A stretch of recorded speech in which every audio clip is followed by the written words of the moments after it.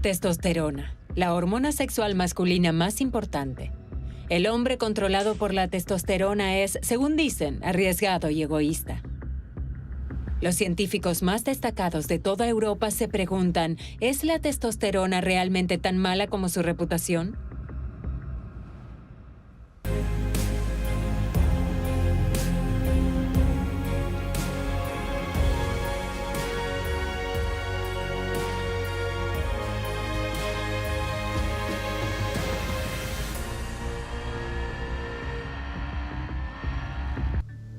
Münster.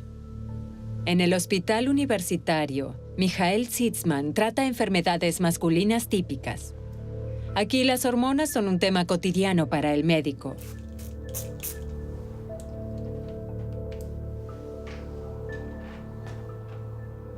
La testosterona es responsable de muchos aspectos visibles en el cuerpo, por ejemplo, del patrón del cabello masculino y del crecimiento de la barba, por supuesto de los músculos, pero también del estado de ánimo.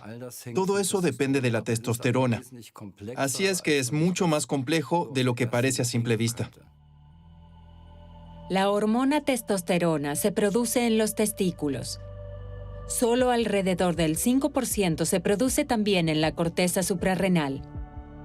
Las células de Leydig que producen la testosterona se encuentran en los testículos. Las hormonas sexuales masculinas se denominan andrógenos y su mayor representante es la testosterona. En la pubertad, los niveles de testosterona aumentan drásticamente en los jóvenes y a partir de entonces mantienen ese nivel. Sin embargo, los investigadores han comprobado que justo después del nacimiento, la hormona aumenta significativamente por un corto espacio de tiempo. No está claro por qué sucede. Sin embargo, parece necesario que el cerebro madure y se desarrolle y que, posteriormente, sean posibles las funciones reproductivas del hombre.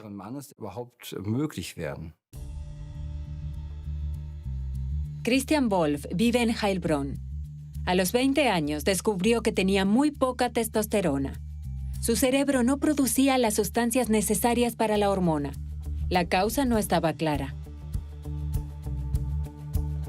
Por mucho tiempo, Wolff ignoraba la causa de sus síntomas. El camino hasta obtener un diagnóstico fue una odisea. Fue un proceso lento hasta que lo noté en su totalidad. No es que un día te das cuenta de lo que sucede, sino que te vas sintiendo cada vez peor. No tienes ganas de nada, estás aletargado. En ese momento incluso no te das cuenta de que no tienes líbido, sino que notas un proceso regresivo, que falta algo, porque no lo tienes, no lo sabes identificar. Y sí, en un momento me diagnosticaron depresión y tuve claro que algo pasaba. Como Christian Wolff estudiaba medicina en ese entonces y también como culturista se ocupaba intensamente del metabolismo de su cuerpo, testosterona no era una palabra extraña para él. Entonces se buscaron las causas porque en realidad todo estaba bien, en la familia, los amigos, en la universidad. Todo estaba bien y entonces tuve la idea de hacer la prueba de déficit de testosterona, de los valores de testosterona, y así se descubrió que estaba casi en cero, y cero era demasiado poco.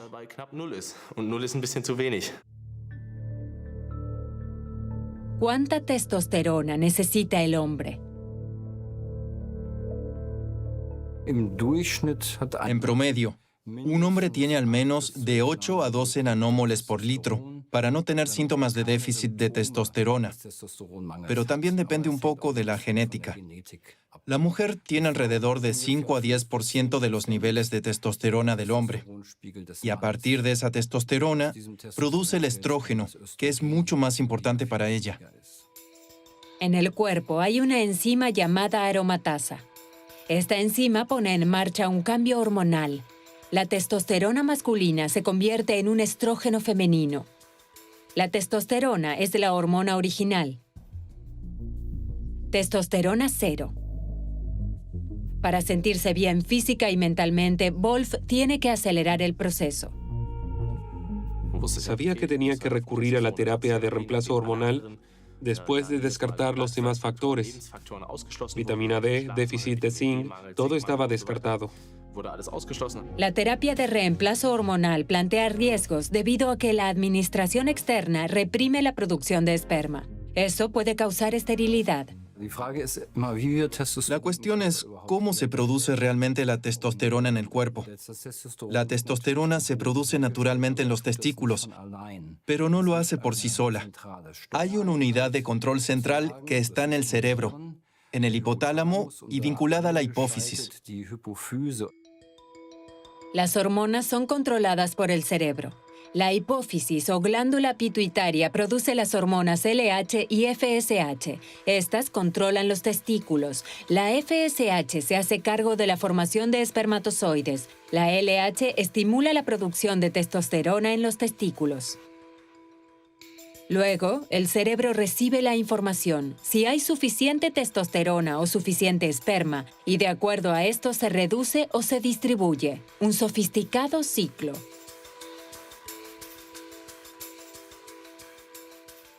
Si se administra testosterona, se suprimen las hormonas de la glándula pituitaria, que también son responsables de la formación de espermatozoides. La testosterona actúa como una píldora anticonceptiva para hombres. Suprime la formación de espermatozoides. Si el hombre quiere tener hijos y tiene déficit de testosterona, hay que proceder de otra forma. Muy poca testosterona tiene serias consecuencias, pero demasiada lo hace agresivo y dominante. Lyon. En el Centro Nacional de Investigación Científica, Jean-Claude Dreher ha estudiado durante mucho tiempo la influencia de la testosterona en el comportamiento humano. Para él, la evidencia de si existe una conexión entre la agresividad y la testosterona en el hombre todavía no está probada. El papel de la testosterona en los seres humanos es, en esencia, poco claro. Hasta la actualidad, solo hay evidencias indirectas. Por ejemplo, en los presos. Cuanto más grave fue el crimen, más altos son los niveles de testosterona.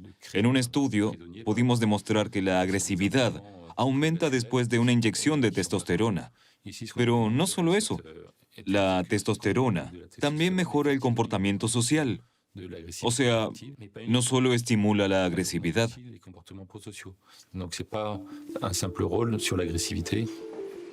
Hasta ahora, la investigación no ha encontrado una relación causal entre la agresividad y la testosterona. Por eso el neurocientífico hace otra prueba. Esta debería demostrar si más testosterona produce automáticamente más agresividad. Al comienzo del experimento debe medirse en sangre el nivel inicial de testosterona de todos los sujetos.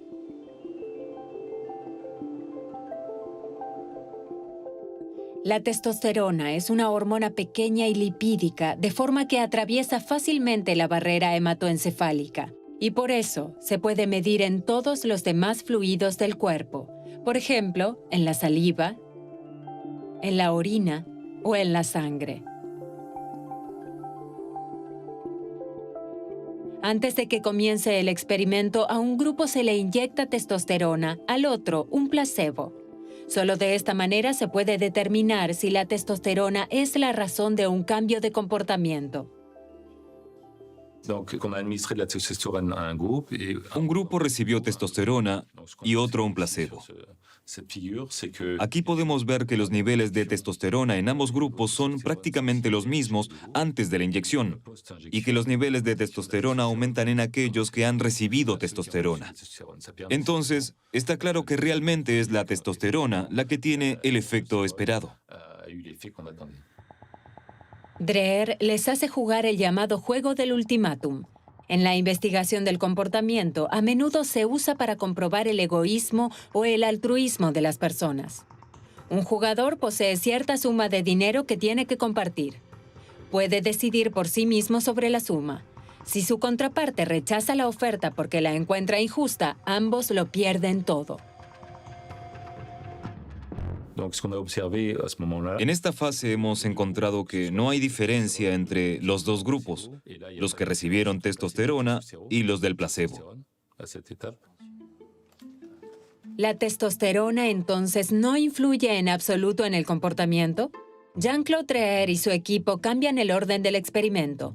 Ahora los jugadores tienen la posibilidad de recompensar o castigar con dinero el comportamiento justo o injusto. Y aquí sí se aprecia la diferencia entre el grupo de testosterona y el grupo que solo ha recibido un placebo.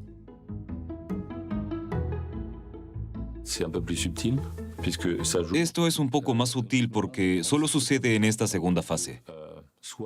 El grupo que recibe testosterona sanciona con más severidad que el grupo del placebo si recibe ofertas injustas.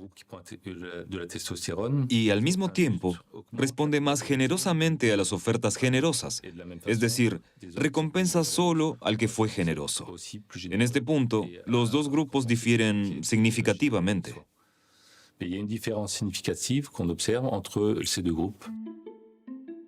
¿La testosterona lo hace generoso? Hasta ahora no se había esperado esta asociación, pero no es tan simple. Detrás de ello hay una intención inconsciente.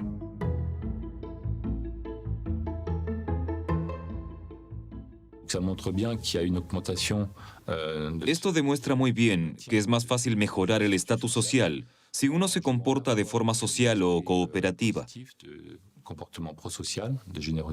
Así que la testosterona juega un papel más complejo como hormona social. No influye solo en la agresividad, sino que también hace más generoso. En sus estudios actuales, Dreher busca más pruebas para su hipótesis. Para ello, investiga también las actividades en el cerebro.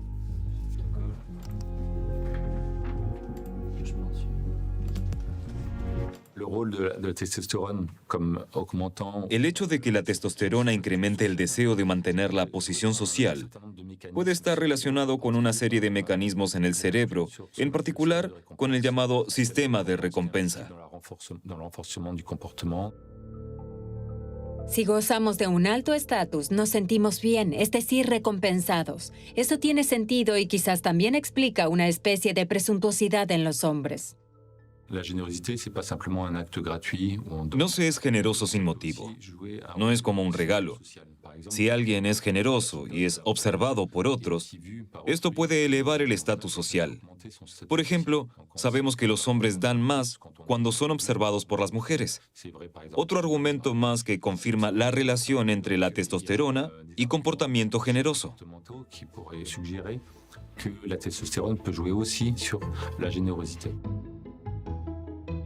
O sea, que la testosterona no es solo agresividad. Sin embargo, parece que siempre se trata de mantener el estado social y para lograrlo, todos los medios son válidos, también la generosidad. El psicólogo Pranyal Mehta trabaja en el University College de Londres. También investiga cómo las hormonas afectan el comportamiento humano y también está particularmente interesado en la testosterona.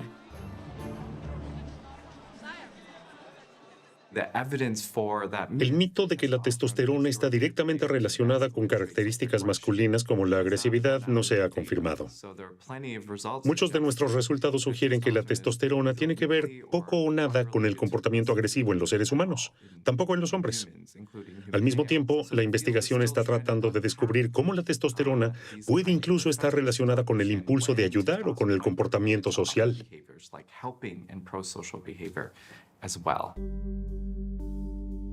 Al igual que su colega francés Jean-Claude Dreher, Pranyal Mehta también realiza un experimento donde utiliza dinero.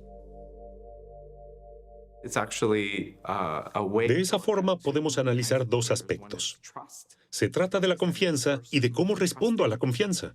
Es decir, hasta qué grado puede confiar el primer jugador y cómo responde a esta confianza el segundo jugador. Dos jugadores compiten entre sí. En el clásico estudio doble ciego, uno ha recibido testosterona, el otro un placebo. ¿Cómo se comportarán? El jugador con testosterona puede usar su dinero para que su oponente obtenga ganancias. ¿Pero le devolverá a este parte de sus ganancias? ¿O se lo quedará todo él mismo? ¿Se puede confiar en él?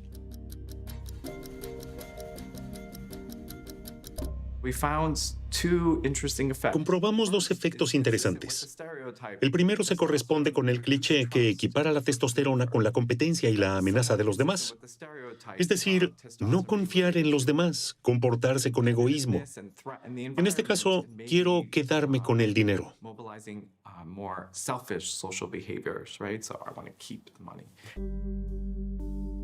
En el segundo paso, los jugadores intercambian los roles. Y resulta que el hombre con testosterona comparte su ganancia todas las veces. Demuestra ser especialmente digno de confianza.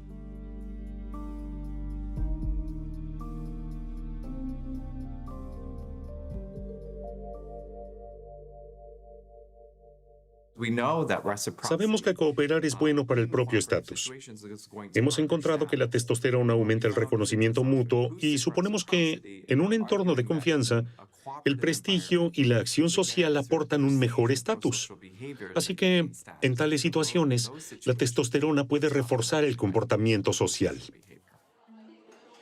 Pranial Mita también confirma que el papel de la testosterona en el comportamiento es más complejo de lo que se pensaba anteriormente. La testosterona incluso fortalece el compañerismo. Pero este comportamiento no es de ninguna manera desinteresado.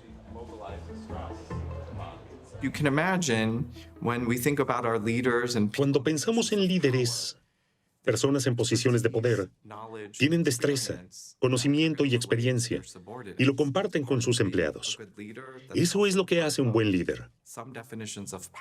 Si ayudas a otros, también puedes influir en otros. Se podría considerar un comportamiento social, pero también se trata de ejercer poder. Sin embargo, la masculinidad, el estatus y el poder se definen de manera diferente en todo el mundo. ¿Influirían otras costumbres culturales en los resultados de las pruebas? Por ejemplo, si mi laboratorio estuviese en Londres, el de otro en Alemania y el de otro en el campo al sur de los Estados Unidos, eso probablemente modificaría los resultados. La importancia cultural de la testosterona varía. Sin embargo, el efecto medicinal de la hormona es universal. Después de recibir la noticia de que era estéril, Christian Wolff se propuso por todos los medios encontrar una salida. Fui al urólogo y hablándole a mi madre dijo, lo lamento, su hijo nunca tendrá hijos, pero tendrá una vida sexual genial. Eso fue lo que dijo. Por supuesto que a mi madre también le pareció gracioso y entonces empezamos a profundizar en el tema. ¿Tuvo Christian que resignarse a no tener hijos? ¿O encontró una solución médica?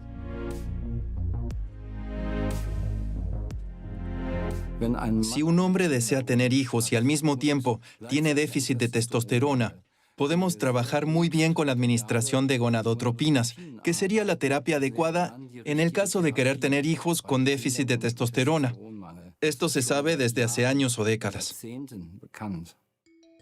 Las gonadotropinas son las hormonas LH y FSH que el cerebro envía a los testículos para que las células produzcan testosterona y esperma.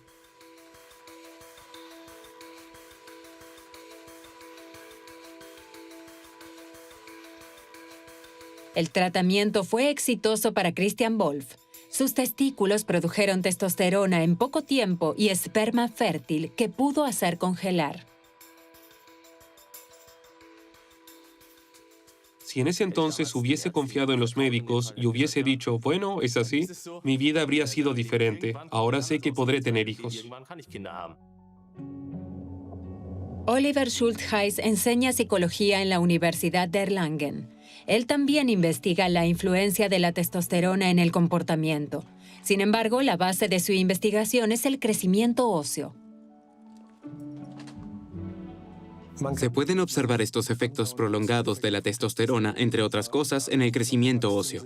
El crecimiento óseo, desde el desarrollo prenatal hasta el hombre completamente desarrollado, está controlado en gran medida por la testosterona y el estradiol. Y por eso, por ejemplo, al final del primer trimestre del embarazo, es decir, en los primeros 3 meses, puede verse, por ejemplo, una diferencia en la longitud del dedo anular que se debe a la testosterona. Su hipótesis es que el dedo índice de las mujeres es más largo que el dedo anular. En los hombres es al revés. El dedo anular es más largo que el índice. Aquí ya se puede ver un hombre típico. El dedo índice es significativamente más corto que el dedo anular. Se vería claramente si establecemos esta relación. Una cosa es cierta, la testosterona tiene una influencia en el crecimiento óseo ya en el útero. Pero significa que ya en el útero se origina la motivación de poder. Por supuesto, como científico, estoy interesado en saber si la motivación de poder que investigo es algo que también tiene una raíz biológica o no tiene nada que ver. En el siguiente paso, Schultheis les presenta temas a sus sujetos de estudio para que escriban historias de fantasía. A través de un método psicológico, deduce cuán alta es la motivación de poder del narrador. La motivación de poder como una característica estable en los seres humanos es la necesidad de tener efecto en los demás. Esto no necesariamente se manifiesta en las actitudes o creencias conscientes que tenemos sobre nosotros mismos. Creemos todas las cosas posibles sobre nosotros.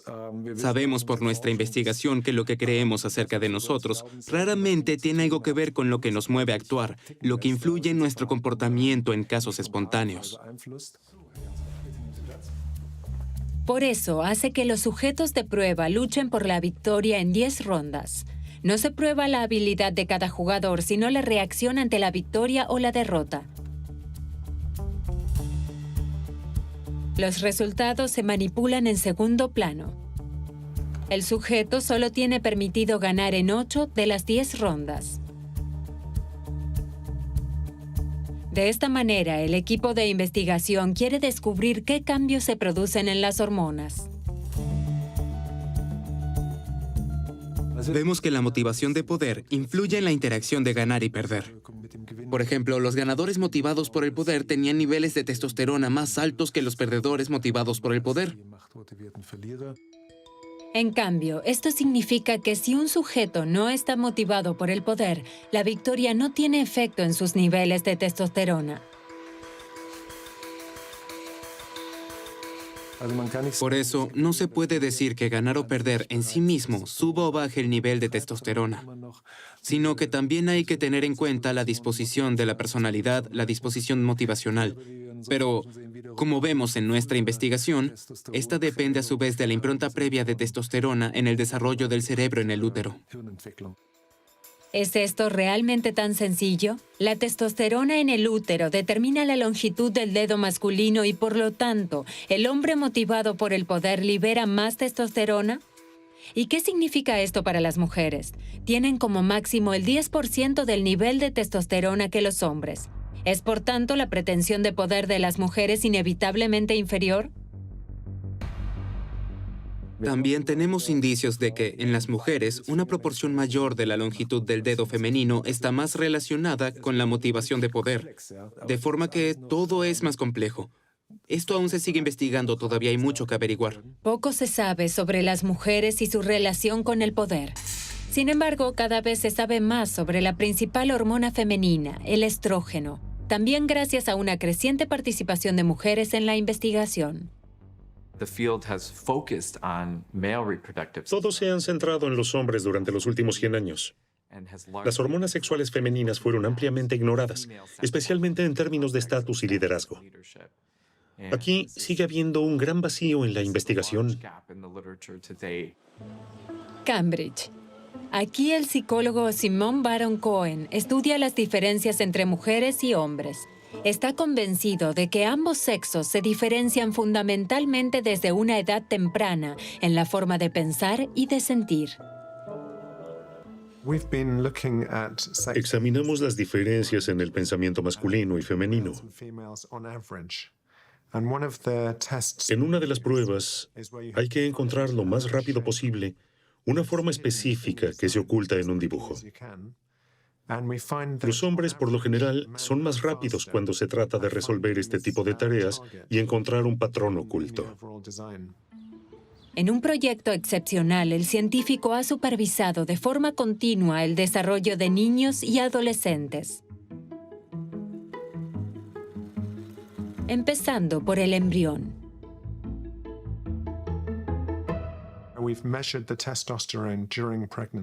Medimos la testosterona en el útero. A algunas mujeres se les examina el líquido amniótico durante el embarazo introduciendo una aguja. Tomamos un poco de líquido amniótico y determinamos el contenido de testosterona. Y se comprobó que los bebés están expuestos a diferentes niveles de concentraciones hormonales.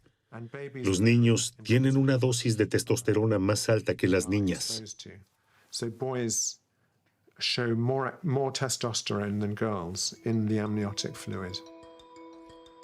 Ya en el útero, la testosterona determina si un embrión de género neutro se convierte en un feto masculino o femenino. Después de la 7ª semana de embarazo, se activa una pequeña sección del cromosoma Y masculino y con ello también la producción de testosterona. Y eso probablemente forma desde temprano nuestro cerebro.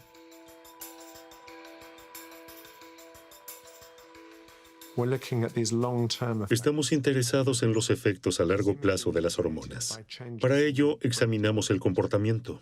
Suponemos que las hormonas afectan de forma diferente el desarrollo del cerebro masculino y femenino, respectivamente, porque el feto está expuesto a diferentes niveles de concentraciones de hormonas. Inmediatamente después del nacimiento, Baron Cohen confrontó a los bebés a diferentes imágenes, formas abstractas y rostros. Descubrimos que cuanto más alta era la testosterona antes del nacimiento, menos contacto visual tiene el niño de 1 año. Eso fue una sorpresa para nosotros, porque se supone que el contacto visual depende de factores sociales. Pero en realidad está relacionado con la testosterona prenatal. Los niños fueron examinados nuevamente a la edad de 2 años. De nuevo, los investigadores se sorprendieron por los resultados y una vez más la testosterona juega un papel. Las niñas no solo buscan más contacto visual, sino que también hablan mucho mejor. Ellas hablan antes y su lenguaje se desarrolla más rápido. No sabemos por qué. ¿Por qué el lenguaje se desarrolla mejor en las niñas? Pero ahora podemos atribuirlo a la testosterona prenatal. Hemos encontrado que los niños con un nivel de testosterona más alto antes del nacimiento tienen un vocabulario más reducido. Incluso años después se confirmaron los resultados de la prueba y con ello el efecto a largo plazo de la hormona. Simone Baron Cohen mostró a los niños diferentes expresiones faciales y les preguntó, ¿qué emoción describe mejor cada expresión facial?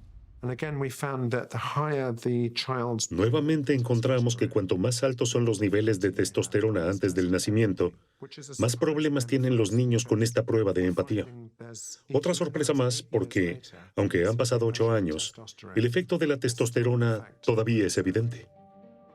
En resumen, las niñas son más rápidas en el desarrollo del lenguaje y las habilidades sociales.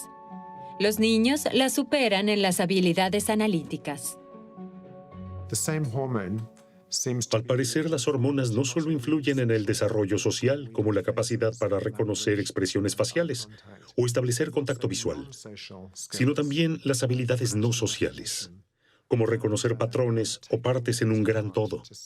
Un poco como este cubo de aquí, donde hay que reconocer el patrón muy rápidamente.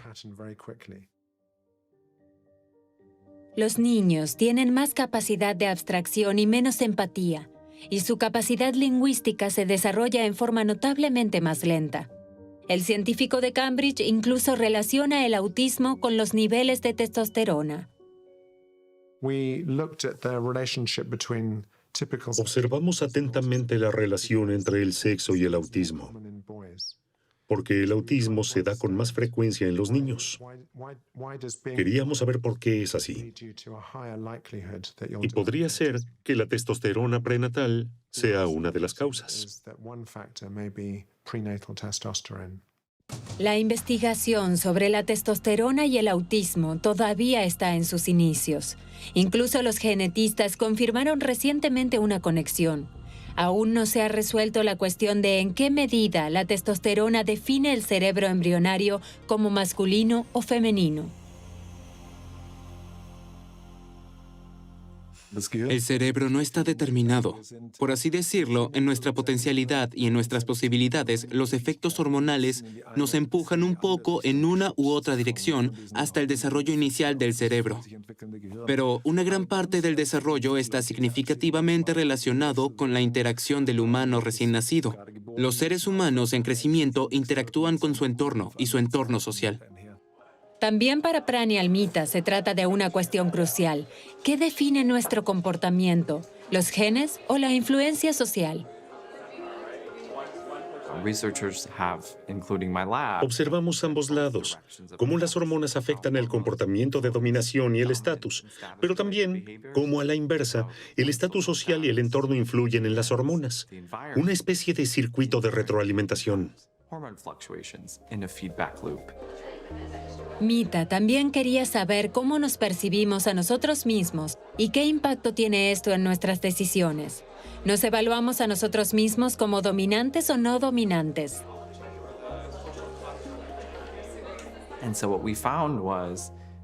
Descubrimos que la testosterona no influye directamente en las decisiones, sino que depende de cómo los sujetos se evaluaban a sí mismos como más o menos dominantes.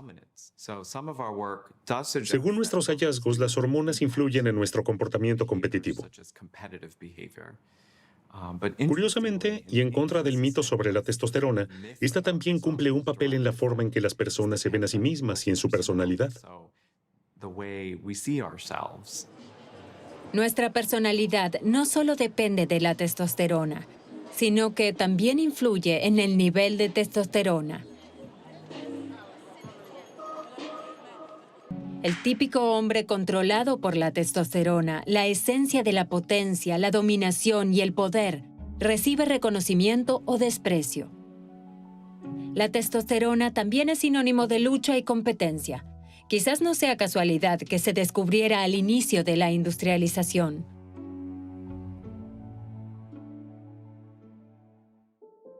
En 1889, en un arriesgado experimento, el médico Charles Edward Brown-Séquard se inyectó un líquido extraído de los testículos de animales. Tras 10 inyecciones de hormonas, el hombre de 72 años sintió que había mejorado su forma física y mental. No es de extrañar que de pronto muchos estuvieran interesados en esta sustancia.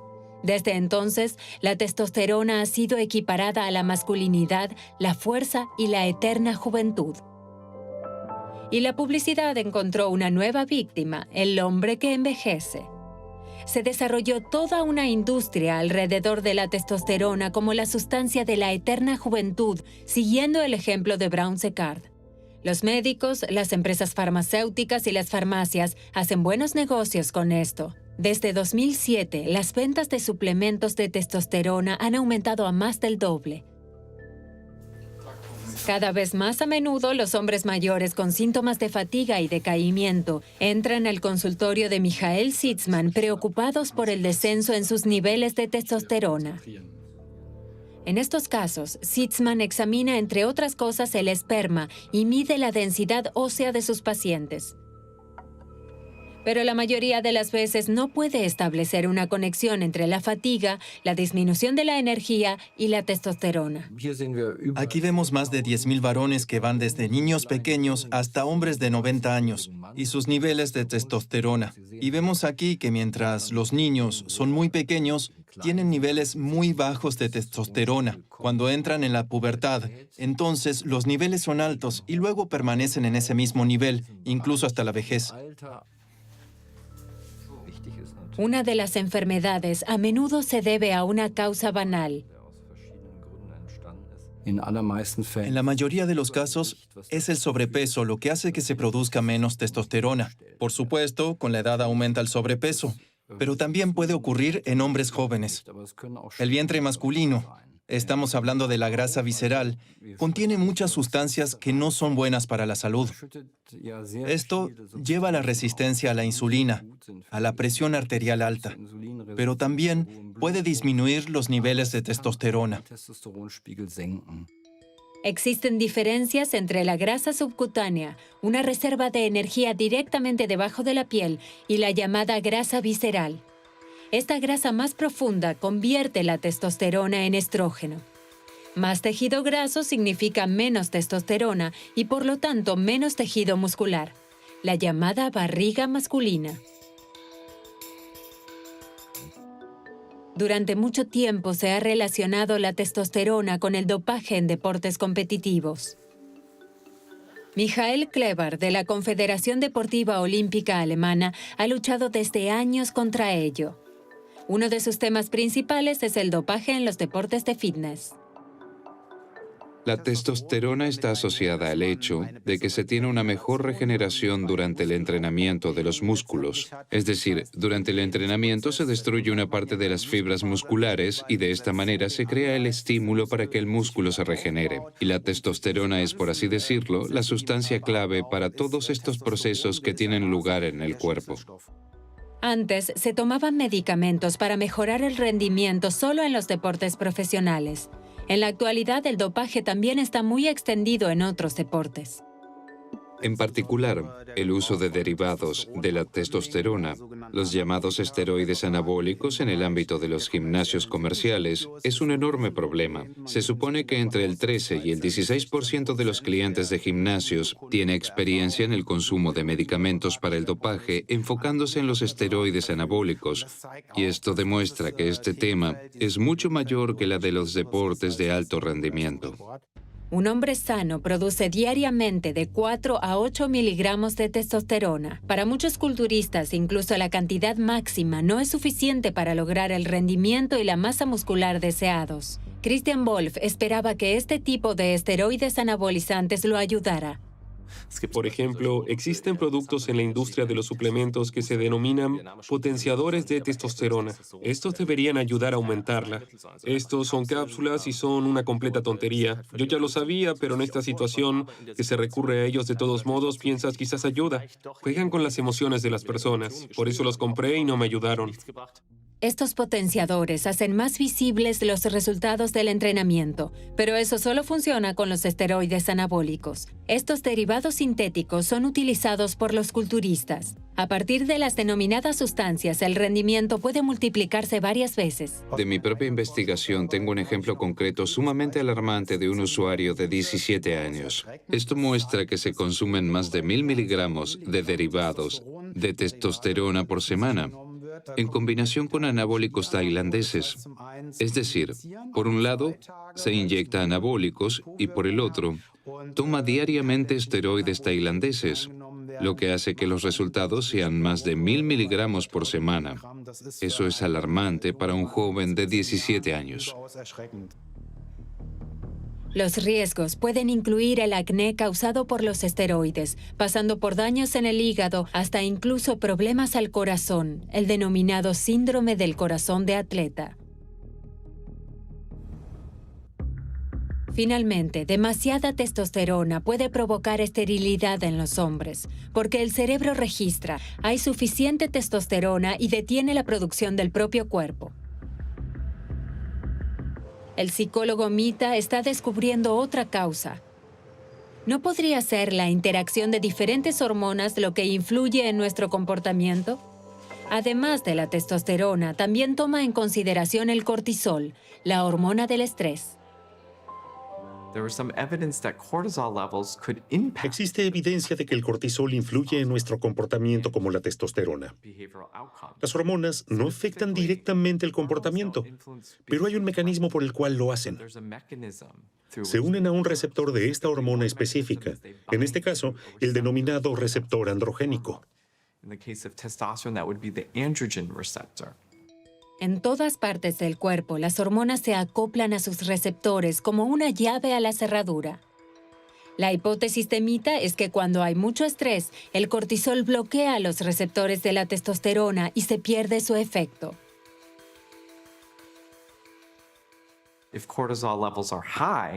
Si los niveles de cortisol son altos, puede limitar el efecto de la testosterona en nuestro comportamiento, probablemente por procesos moleculares en las células que luego bloquean el receptor. Por eso, hemos desarrollado la denominada hipótesis de la hormona dual. El efecto del cortisol en la testosterona se prueba con un juego de roles. Un jugador le dice al otro lo que hay que hacer. En esta prueba se analiza el comportamiento del líder y cambia dependiendo de si está estresado o no.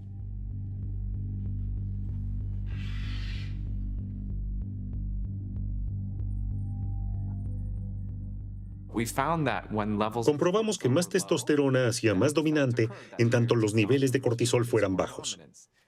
Pero si el nivel de cortisol era alto, el efecto desaparecía.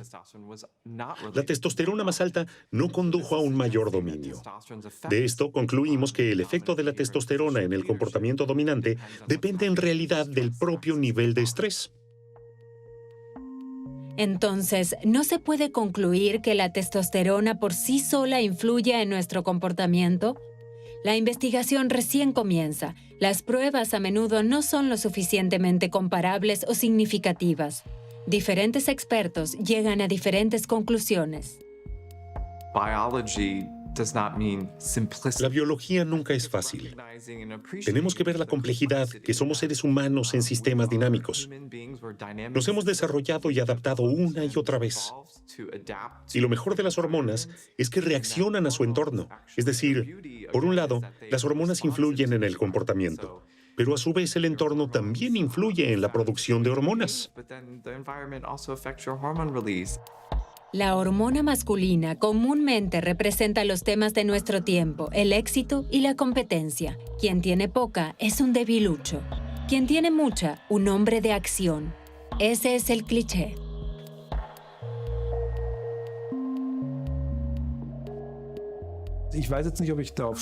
Ahora, no sé si se debería estar orgulloso de tener mucha o poca testosterona. Esto siempre depende de las costumbres de nuestro tiempo. Cuáles son los atributos o características deseables de los humanos. Y eso puede variar mucho de una cultura a otra y de la época en que se vive. Una cosa es cierta, la testosterona es la sustancia de la que están hechos los hombres. La cantidad no es tan decisiva, pero un mínimo es esencial, por eso hay que administrarla si se necesita. Desde entonces me siento mucho mejor. En 2 semanas la depresión desapareció y también todo lo demás. Y ya no estoy aletargado. Y desde entonces todo ha mejorado. De hecho, afirmaría que uno se tranquiliza al no estar tan confundido e infeliz. La simple ecuación de que la testosterona es equivalente a la agresividad, al poder, no es exacta. Las investigaciones actuales han demostrado que el efecto depende siempre del respectivo entorno cultural y social.